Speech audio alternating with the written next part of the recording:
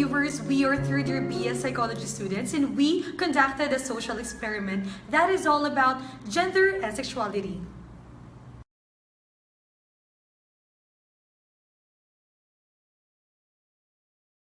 So our objectives were to determine the perception of Filipinos towards gender and sexuality. Second is to distinguish if there are different responses between gay relationships and lesbian relationships. Moreover, this experiment will determine which one is more favored, lesbian couples or gay couples. Also, it will give light to the ongoing inequality issues regarding the LGBT. Through this experiment, it will be tested if the respondents will reject or accept to the situation.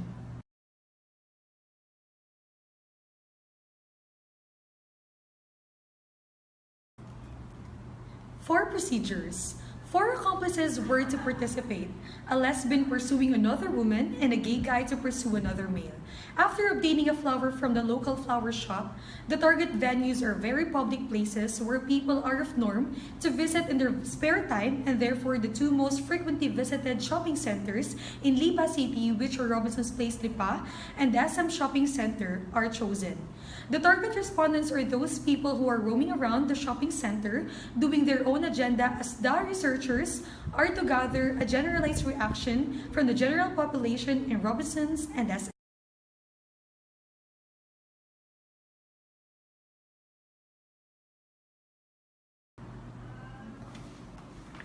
For the treatment, it was the lesbian asking the respondent to give the flower to her girlfriend.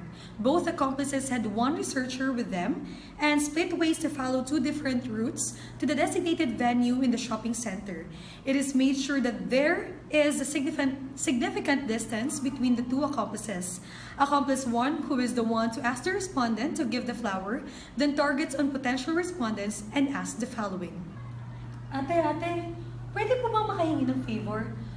Ibibigay ko lang po sana itong flower sa girlfriend or boyfriend ko. Yung nakaitim na damit at naka-cellphone po na lalaki, yung nakaputing cup po. First accomplice in the first or second treatment. When the respondent asks what will he or she say when the second accomplice asks who the flower is from, the first accomplice responds with, "Ituro niyo na lang po ako." Right after the respondent accepts the favor asked, this is already considered acceptance, as they are aware that it is the same sex the accomplices want the rose to be given to, and vice versa. Rejection if they refuse to.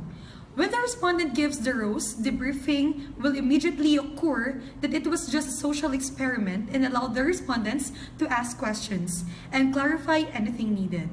After this, a different venue was chosen in the same shopping center or a different one.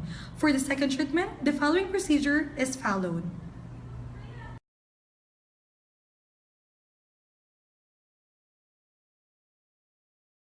Video mo na tumata. Oo nga, binibidyo ko na.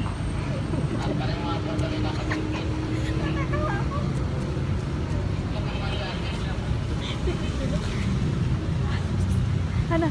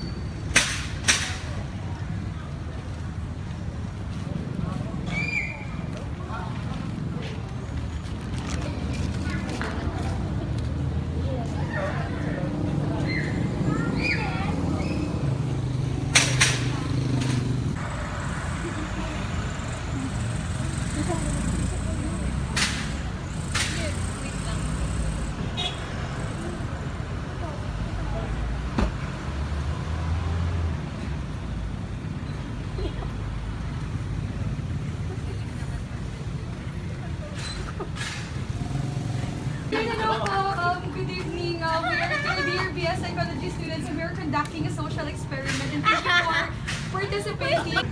And yan po yung goal kasi namin is to distinguish if yung mga tao ba accept pa ba nila yung LGBT, like for example yung gay couple, yung gano'n. So yun, thank you for participating po. Thank you. Thank you. God bless po.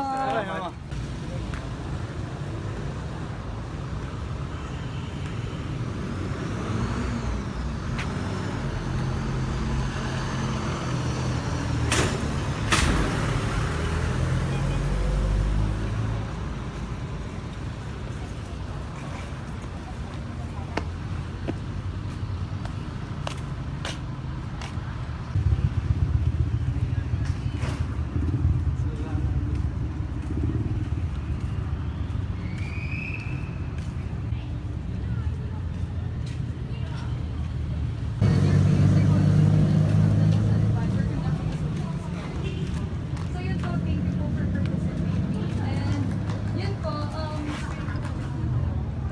titingnan po namin kung may accept po ba yung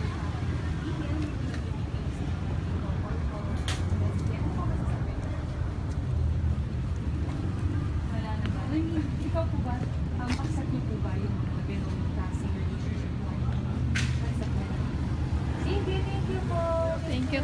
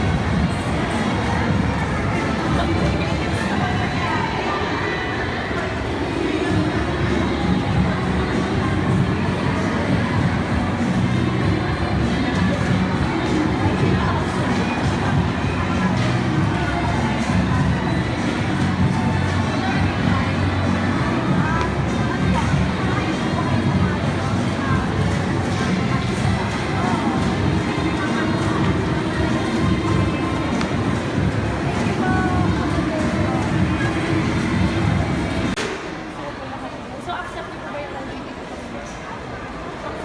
Bakit niyo po siya?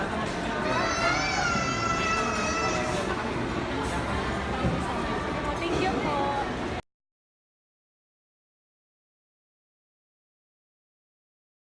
And now for the results, it clearly shows that gay couples are more accepted by Filipinos than lesbian couples.